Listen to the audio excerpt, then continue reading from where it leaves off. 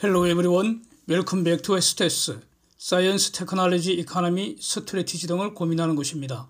오전에 올렸던 영상에 이어서 탄소전쟁 현황, 그 다음 원자력 왜 중요한지, 그 다음에 4세대 MSR 이 개발 현황, 특히 우라늄 MSR과 토륨 MSR 개발 현황이 어떤지 이어서 정리해 보려고 합니다. 지금 모든 국가들이 수십 년째 기후전쟁, 탄소전쟁 지금 하고 있습니다. 앞으로 더 심해질 텐데 일단 그 현황을 정리를 해보겠습니다. IPCC 기후보고서가 계속 주장하는 것은 지구 온도가 산업화 이전보다 현재 평균 1.1도씨 이상으로 상승 중인데 이것이 1.5도씨 넘어가면 돌이킬 수 없는 대재앙이 된다는 겁니다. 즉 기후위기는 이미 시작이 되어서 진행 중인데 아직은 돌이킬 수 있지만 더 악화되면 되돌릴 수 없다, 이렇게 경고를 하고 있는 겁니다. 그래서 지구기온 상승을 산업화 이전보다도 1.5도씨 이내로 억제해야만 하는데 이를 위해서는 실천적 할 수 있는 일이 이산화탄소 등 온실가스 배출 줄여야 한다는 겁니다. 더 나아가 이미 공기 중에 있는 이산화탄소도 줄여줘야 한다는 겁니다. 대기 중 이산화탄소 농도는 산업화 이전에는 278 ppm이었는데 이게 수천 년 동안 이 값을 유지를 하고 있었다는 것이죠. 일종의 이것이 평형 상태다, 이렇게 말할 수도 있겠습니다. 지금은 413 ppm 이상으로 계속 증가한다 이겁니다. 그래서 IPCC가 구체적으로 권고하는 것은 이겁니다. 2010년 현재 CO2 배출량이 글로벌 330억 톤이었는데 2030년까지는 2010년에 45% 수준, 즉 182억 톤 이내로 줄여야 한다는 거고요. 이게 첫 번째 권고고, 두 번째로는 2050년에는 탄소 중립이 돼야 한다는 겁니다. 탄소 중립의 의미는 지구의 탄소 순환 체계를 통해서 탄소가 흡수되는 만큼만 배출해야 한다. 즉 대기 중 이산화탄소 농도의 순 증가가 없어야 한다, 이런 뜻입니다. 그래서 모든 국가가 탄소 배출 줄이려고 노력을 했습니다. 그래서 줄어들었느냐? 2021년 에너지 관련해서 배출된 CO2는 사상 최고치인 363억 톤입니다. 다시 말하면 11년간 노력했음에도 불구하고 33억 톤이나 더 늘었다. 즉 현재까지는 탄소전쟁에서 인간은 패배하고 있다, 이런 뜻입니다. 지금 182억 톤 이내로 2030년까지 이렇게 줄이기 위해서는 앞으로 8년 이내에 탄소 배출량을 지금 21년에 절반 이내로 줄여야 합니다. 그래서 앞으로 탄소 규제는 더욱 심해질 거다, 이렇게 예상하는 것이 합리적이고, 바로 이 투자하는 우리 투자자 입장에서는 이걸 전제로 분석을 해야 하는 겁니다. 탄소 배출은 화석 연료, 가스, 석탄, 석유 이런 거죠. 이걸 가지고 에너지를 얻는 과정에서 부산물입니다. 에너지 없이는 생명도 없습니다. 따라서 인간의 지속 가능한 생존을 위해서는 지금 세 가지 옵션이 있다고 봅니다. 다 제가 정리한 겁니다. 옵션 1, 탄소 배출 없는 에너지원을 찾든가. 옵션 2, 탄소 배출을 최소화하는 에너지원으로 에너지 믹스를 하든가. 옵션 3, 배출되는 이산화탄소와 이미 배출되어 있는 이산화탄소를 포집해서 다시 땅속에 파묻어야 한다는 겁니다. 옵션 1, 2, 3는 모두 사용을 해야 할 겁니다. 이런 것은 피할 수 없는 생존 조건이라고 정리를 합니다. 자, 이 모든 것은 에너지를 얻는 과정에서 부산물이기 때문에 에너지 본질이 뭐냐? 에너지 본질은 이게 사용한다고 줄어드는 거 아닙니다. 우주의 에너지는 일정하다는 겁니다. 존재 형태가 변한다는 것이죠. 이게 바로 에너지 보존 법칙이 내용인데 인간은 자연에 존재하는 에너지를 우리의 생존에 필요한 것으로 사용하는 능력에 제한이 있습니다. 인간이 사용할 줄 아는 에너지원, 제가 볼 땐 지금 대략 한 10가지 정도 정리가 됩니다. 태풍수, 가석, 석원, 지조파, 이게 10개입니다. 태풍수, 태양 에너지, 풍력 에너지, 수력 에너지, 이게 바로 재생 에너지고요. 가석, 석원, 가스, 석탄, 석유, 원자력입니다. 지조파, 지력, 지열 에너지, 조는 조력 에너지, 파는 파력 에너지, 뭐 이런 겁니다. 그래서 이 화석 연료, 가석석, 이거는 과거의 태양 에너지가 저장된 형태라고 말씀드렸었죠. 이전 영상에서. 그래서 인간은 에너지 대부분을 지금 가석석에서 얻고 있습니다. 가스는 석탄, 석유보다 탄소 배출이 훨씬 적기 때문에 가스로 석유, 석탄 대체하고, 이게 바로 옵션 2겠죠. 사용 과정에서 배출되는 탄소는 CCUS 기술로 포집해서 매립하고, 이미 공기 중에 있는 탄소는 DAR 기술로 포집해서 매립하고, 이게 바로 옵션 3입니다. 이와 관련된 이제 여러 영상을 제가 여기 이 채널에 올려두고 있습니다. 앞으로도 CCUS, DAR 이런 새로운 기술과 관련된 것들은 계속 영상을 올리려고 하고 있습니다. 옵션 1의 유력한 선택, 그게 바로 원자력이라는 겁니다. 이론적으로는 아인슈타인의 질량 에너지 등가 법칙, 즉 E = mc², 즉 우라늄 1g의 핵 분열 에너지는 석탄 3톤의 화학 반응 에너지와 등가라는 겁니다. 즉 우라늄 원자력 에너지는 화석 에너지 300만 배만큼 어마어마한 에너지가 나온다는데, 또 거기에는 탄소 배출이 전혀 없다는 겁니다. 그런데 여기서 이제 근본적인 문제가 있죠. 물질을 존재하게 하는 분은 하나님입니다. 인간은 어떤 경우에도 언제나 영원히 없는 물질을 만들 수는 없습니다. 다만 존재하는 물질을 과학기술을 사용해서 이용할 뿐입니다. 그래서 그 과학기술이 바로 하나님의 창조 법칙이라고 저는 정리를 하는데, 여기서 이제 문제는 자연에 존재하는 핵 분열 물질, 인간이 지금까지 알아낸 것, 그게 이제 핵 분열 동위원소라고 이제 말하는 것인데 4가지 정도 있습니다. 우라늄 233, 우라늄 235, 플루토늄 239, 플루토늄 241, 이 정도입니다. 그래서 여기서 플루토늄은 핵무기하고 직접 관련되기 때문에 매우 엄격하게 통제되니까 상업적으로 이용 가능한 것은 우라늄 233, 우라늄 235, 이 정도인데, 여기서 또 문제가 우라늄 광산에서 산화물 형태의 돌덩어리로 이제 채굴을 하잖아요. 우라늄을. 그러면은 98.28% 이상이 우라늄 238입니다. 우라늄 238은 핵 분열 안 됩니다. 그냥 쓸모없는 돌덩어리에 불과합니다. 그래서 우리가 원하는 우라늄 235는 0.7%에 불과합니다. 그래서 이 자체로는 자연 상태에서는 이 우라늄 농도가 너무 낮아서, 그래서 자연계에서 저절로 일어나는 핵 분열과 그로 인한 방사성 우려는 우리는 걱정을 전혀 안 하는 겁니다. 이제 인간이 인위적으로 우라늄을 농축시켜 버리는 겁니다. 그래서 4%에서 20%까지 농축시킨 거, 이걸 핵 연료로 사용을 하고요. 90% 이상 농축시킨 거는 핵 폭탄의 원료로 사용한다는 겁니다. 그래서 우라늄 농축 시설은 핵무기 확산 방지 정책에 따라서 엄격하게 통제됩니다. 하여튼 원자력 발전용으로 사용되는 저농축 우라늄은 사용할 수 있다, 거래할 수 있다, 뭐 이런 뜻입니다. 기존의 3세대 원자로까지는 고체 연료봉, 우라늄 235를 고체 연료봉 형태로 사용했습니다. 그래서 우라늄 235를 고체의 가령 연필 같은 이런 모습, 이거 이제 연료봉이라고 하지 않습니까? 철봉 같은 거 연상하시면 되겠죠. 이걸 이제 이렇게 고체 형태로 사용한 거, 이걸 기억을 하겠습니다. 일단 뒤에서 이걸 액체로 사용하는 4세대 MSR이 왜 안전성을 결정적으로 향상시키는지 이제 볼 겁니다.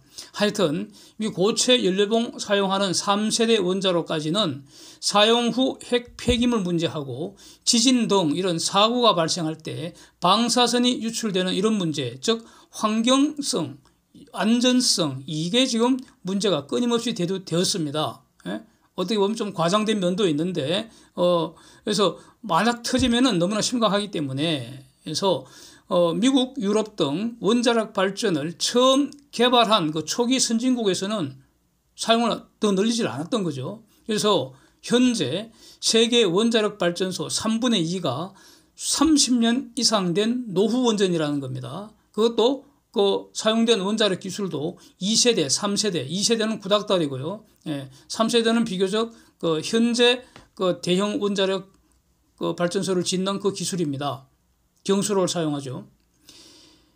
근데 이런 상황에서 지금 원자력의 새로운 발견이 됐다는 겁니다. 원자력의 새로운 발견. 제가 이렇게 제목을 한번 붙여봅니다. 4세대 원자로 기술로 안전성 또 환경적인 그 나쁜 영향 이런 것들이 획기적으로 개선된다는 겁니다. 그 다음에 탄소 배출 없는 대규모 지속 가능한 에너지원은 지금 원자력뿐이라는 겁니다. 이 사실을 지금 새롭게 인식한 것으로 평가를 합니다. 그래서 EU 텍스노미에서 천연가스와 원자력을 일정한 조건 하에 그린 에너지로 인정을 해 줬다는 겁니다. 네? 그래서 2050년까지 원자력 그 발전 그 비중을 현재는 대략 10%인데 20%까지 늘리겠다. 또 뭐 일본 같으면 2030년까지 3배로 늘린다. 중공 같으면은 2035년까지 뭐 이것도 한 2.7배 정도 원전을 확대하기로 전부 다 이 원자력 장려하는 방향으로 정책을 지금 다 수정하고 있습니다. 그 다음에 이제 2001년부터 4세대 원자로 기술 개발, 그러니까 국제 공동 연구하고 있죠. 소형 원전입니다. SMR 기술 개발. 이제 구체적으로 모델을 6개를 특정을 해서 글로벌 공동 연구가 지금 20년 이상 지속되어 오고 있고, 이제 구체적인 상업화할 수 있는 모델들이 하나씩 둘씩 제시되고 있다는 점입니다. 더 나아가서 이제 오전에 봤던 내용이 미국이 상업용 선박의 추진 동력으로 원자력을 사용하기로 결정을 내렸고요. 그래서 구체적으로 그러니까 선급 적용 기준을 개발하라고, 그러니까 선박 추진용 원자로 기술은 확보됐다고 저는 보고요.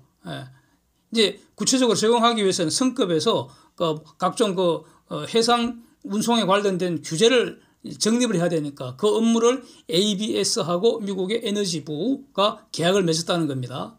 이게 바로 오전에 본 영상의 내용이었죠. 자, 여기서 소형 원전 안전성, 경제성, 또 환경적인 그 나쁜 그 어떤 그 요인 이런 것들이 획기적으로 개선이 되어버리면은, 그러면은 이 4세대 원전 기술로 기존의 노후 9세대 원전 전면 교체 가능성이 있지 않습니까? 다시 말하면 원자력 발전소 건설 붐이 일어날 수 있겠다. 원자력 전성 시대가 전개된다. 뭐 제가 늘 이렇게 주장하던 내용입니다. 가스 전성, 천연가스 전성 시대, 원자력 전성 시대, 저는 동시에 진행되리라고 봅니다. 그래서 SMR 중심으로 분산형 전원 또는 분산형 에너지원, 에너지원이라는 것은 열과 전기를 동시에 분산형으로 공급할 수 있다는 겁니다. 가령 빌딩별로 또는 아파트 단지별로 또는 소형 도시별로 또는 조그마한 섬 단위로 이렇게. 그래서 이렇게 되면은 거대한 장거리 송전망 수요가 감소할 거 아닙니까? 그러면은 송전선로 통해서 전기를 보낼 때 발생하는 에너지 전송 효율 손실이 없어지잖아요. 그러니까 에너지 효율이 전체적으로 개선되지 않겠습니까? 여기서 이제 이전 영상에서 제가 정리했던 4세대 원자로 핵심 스펙 4가지, 네 가지 제가 다시 한번 상기하겠습니다. 첫 번째 요건은 고도의 안전성입니다. 사고에 대해서도 안전해야 되고 폐기물도 그러니까 현저히 줄어들어야 되고, 그다음에 핵 무기화 이 염려를 해소할 수 있어야 되고요. 두 번째로는 경제성이죠. 당연히 경제성. 이는 그러니까 경쟁 에너지원, 아까 에너지원으로서 10개 정도를 봤는데 원자력 이외에 나머지는 모두 원자력의 경쟁 에너지원입니다. 그것보다는 싸야 합니다.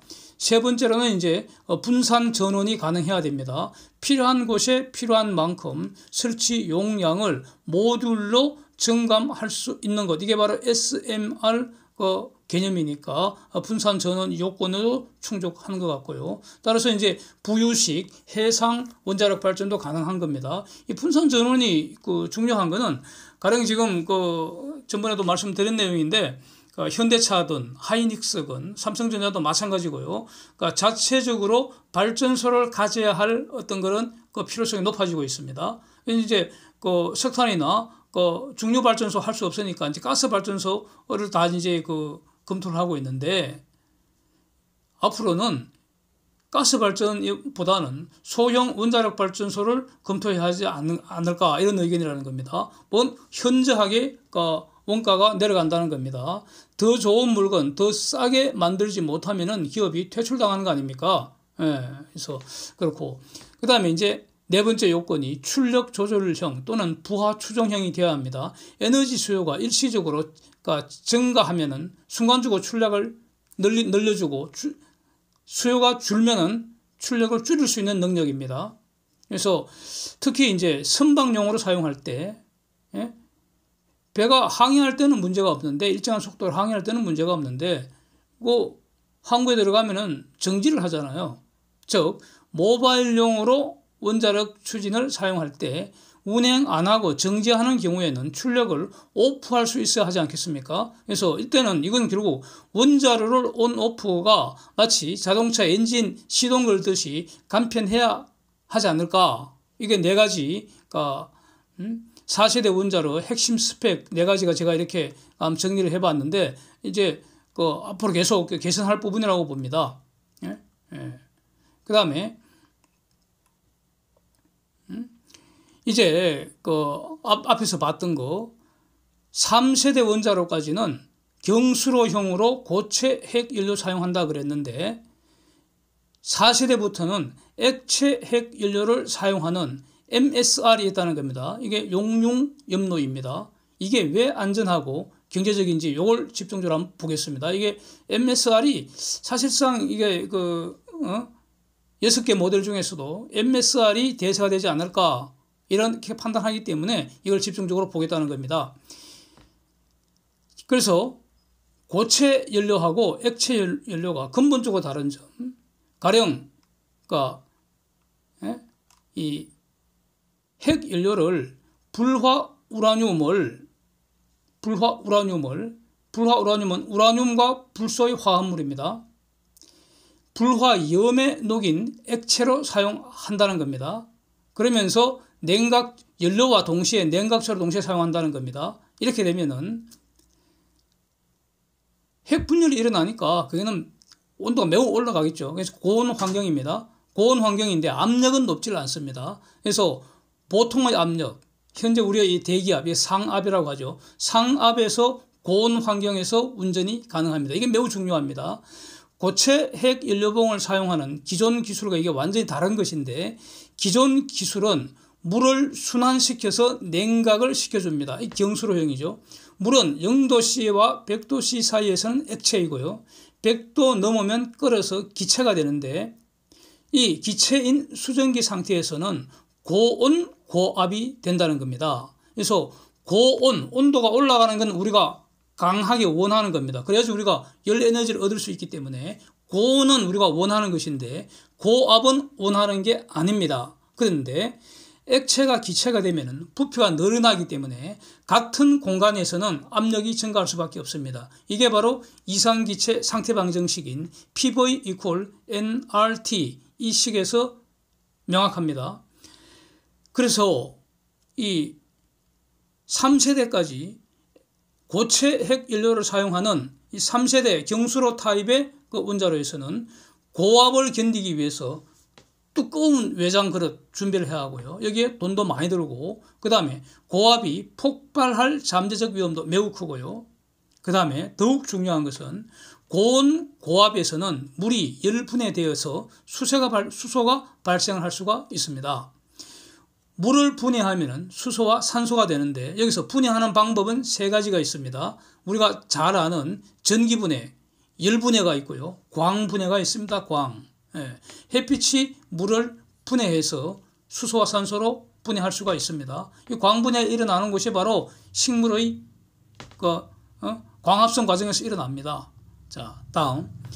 그래서 경수로용 원전에서 열분해된 수소가 대형 폭발 사고 일으킬 수 있는 겁니다. 이게 바로 일본 동지진 사고로 후쿠시마 원전 사고, 그때 수소 폭발 일어났었다 할 때 이와 관련되는 것입니다.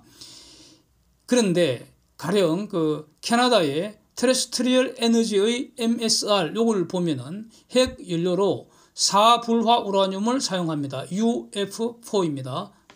불소하고 우라늄 한 개하고 불소 4개가 결합된 겁니다. 이걸 사용하면은 여기에서 사용하는 이 우라늄은 5% 이내로 농축된 우라늄 235입니다. 그래서 우라늄 기반의 MSR이라는 겁니다. 그래서 이 5% 농축된 우라늄 235는 상업용으로, 즉 핵 발전용으로 비교적 자유롭게 사고 팔 수 있습니다. 살 수 있습니다. 그 다음에 우라늄과 불소의 염입니다. 요거는 녹는점이 1036도씨이고 끓는 점은 1417도씨입니다. 물은 녹는 점이 0도씨, 끓는 점은 100도씨하고 확실히 다릅니다. 그 다음에 이제 어쨌든 원자로 내에서 핵분열이 일어나면은 그냥 두면 온도가 계속 올라가니까 연소 반응이 일어나기 때문에 식혀줘야 됩니다. 그러면 원자로 안에 있는 열을 빼내야 합니다. 원자로 밖으로. 그게 바로 열 교환이라고 하는데, 이걸 어떻게, 그러니까 경수로용에서는 물로 그걸 식혀줬다는 겁니다. 이제는 그렇게 하지 않고 열 교환을 하기 위해서 히트 캐리어 솔트, 그러니까 열을 이송할 수 있는 원자로 내에 있는 열을 원자로 밖으로 끄집어내서, 이제 그걸 우리가 이용하는 거 아닙니까? 열을 끄집어내서 열을 이용하는 것이죠. 그래서 열을 이송해 줄 수 있는 염, 히트 캐리어 솔트, 이걸 사용하는데, 여기서 솔트 그러니까 소금이라고 생각하시면 안 된다는 거죠. 예전에도 한번 말씀드렸는데, 그래서 이 히트 캐리어 솔트에는 여러 가지가 있다는 겁니다. 가령 리튬과 불소의 화합물인 불화 리튬도 있고요. 나트륨과 불소의 화합물인 불화 나트륨도 있고요. 베릴륨과 불소 2개가 결합된 거 이불화 베릴륨도 있다는 겁니다. 이런 건 전부 다 연료의 열 용량을 증가시키겠다. 그래서 1차 냉각제로 사용하겠다. 이런 목적으로 쓰는데, 그래서 연료와 냉각제, 이걸 같이 섞은 액체, 이게 원자로 내부에 있다는 겁니다. 그래서 여기서 온도가 올라가면은 펌프로 내부에 있는 이 혼합 액체를 밖으로 끄집어내서, 그러면 이제 매우 온도가 높잖아요. 거기다가 이제 우리가 필요한 어떤 가스를 두면은 고압의 가스가 돼서 가스 터빈을 돌릴 수도 있고, 물을 가둬 두면은 수증기가 될 테니까 스팀 터빈을 돌릴 수도 있고, 이렇게 우리가 이용하는 겁니다. 그래서 연료와 냉각제 혼합 액체가 원자로 내부와 외부 순환을 하면서 원자로 내부의 고온의 열을 외부로 이송을 해주는 겁니다. 이게 바로 열 교환기라는 겁니다. 그래서 가령 불화 나트륨 NaF, 요거는 녹는 점이 993도씨, 끓는 점이 1695도씨 이렇습니다. 그래서 녹는 점, 끓는 점이 물보다 매우 높기 때문에, 그래서 이제 이 MSR을 600도씨 근방의 고온으로 운전을 하더라도 보통의 압력, 대기압, 상압에서 운전할 수가 있다는 겁니다. 물을 냉각제로 사용 안 하는 겁니다. 그래서 만약 사고가 나면 어떻게 되느냐? 핵분열이 중단되면은, 핵분열을 해야지 열이 계속 나는데, 핵분열이 스톱되어 버리면 열이 안 나니까 온도는 식어버리면 내려갑니다. 온도가 내려가면은 저게 액체가 고체로 되어버린다는 겁니다. 물은 0도가 돼야지 고체가 되는데 저거는 훨씬 높은 온도에서 고체가 되어버린다는 겁니다. 그래서 원자로 내부가 돌덩어리처럼 변하니까 안전합니다. 이런 뜻입니다. 그래서 선박 추진용으로 사용하다가 만에 하나 원자로 있는 상태로 침몰하더라도 그냥 돌덩어리 되어버리니까 그냥 버리면 됩니다. 그래서 그 테레스테리얼 에너지 여기 그 모델을 보면은 600도씨에서 작동해서 열효율 44% 지금 나온다는 겁니다. 그런데 3세대 원전은 물을 냉각자로 사용해서 그래서 300도씨에서 작동을 하는데 열효율 33%에 불과하다는 겁니다. 그래서 그러니까 테레스테리얼 에너지가 개발한 저 MSR 저 모델은 3세대 원전보다 열과 전기를 깨끗하고 더 싸게, 왜 더 싸냐? 효율이 훨씬 높으니까 당연히 더 싸겠죠. 깨끗하다는 것은 그러니까 탄소 배출이 없다 이런 뜻이죠. 그래서 열과 전기를 깨끗하고 싸게 공급할 수 있다 이런 주장입니다. 그러니까 훨씬 낫지 않습니까? 근데 이제 여기서 이 MSR 테레스테리얼이 개발한 MSR에도 두 가지 문제는 여전히 남습니다. 핵 폐기물 문제는 여전합니다. 그 다음에 우라늄 235 매장량이 많지를 않습니다. 이거 해결할 수 있는 것이 토륨 MSR이라고 봅니다. 네. 그래서 토륨은 이 토륨을 핵 연료로 사용하는 경우를 본다면 이 토륨이라는 이 물질은 원자번호 90인데 질량수 232입니다. 요 질량수 232를 주목을 해야 됩니다. 토륨 그 자체는 자발적으로 핵 분열 안 됩니다. 예, 이걸 핵 연료로 사용할 수는 없습니다. 원칙적으로. 그런데 이 토륨에다가 중성자로 한 방 때려버리면은 그러면 중성자가 토륨에 합쳐집니다. 그러면 질량수가 232에서 233으로 올라가는데 이게 바로 몇 가지 과정을 거치면서 바로 우라늄 233으로 변한다는 겁니다. 그런데 우라늄 233이 바로 자발적으로 핵 분열하는 물질이라는 겁니다. 그래서 토륨 원자로는 반드시 최초의 중성자 발생시키는 그 방아쇠, 어떤 불소식의 역할을 하는 우라늄 235를 적당량 섞어서 사용을 하면은 그러면 우라늄 235에서 저절로 핵 분열이 일어나면서 중성자가 튀어나온다는 거죠. 중성자가 토륨을 두들겨 패니까 이 토륨이 계속 그 우라늄 233으로 변해가면서 핵 분열이 계속 일어난다. 이런 뜻입니다. 그래서 이 불쏘시개 이런 거 이제 제가 이름을 이렇게 붙여봤는데 불쏘시개 가령 성냥불이나 라이트의 부싯돌이나 자동차의 점화장치나 우리 집에서 사용하는 가스레인지 그 점화장치에는 배터리 사용해서 전기 스파크 일으키잖아요. 그래서 이 토륨 MSR에서는 농축 5% 미만의 우라늄 235를 이렇게 불쏘시개 일종의 점화장치로 사용을 한다는 겁니다.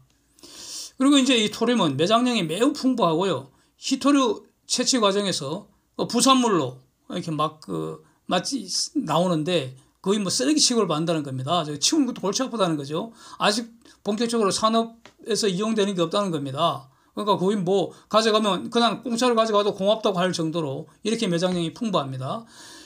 여기서 이제 핵 폐기물이 적고 적을 뿐만 아니라 반감기가 300에서 500년 밖에 안 된다는 겁니다. 우라늄은 10만 년이니까 거의 찰나와 같다고 할 수 있습니다. 그래서 연료 재장전 없이 20년 동안 운전할 수 있다는 겁니다. 이 정도입니다. 예?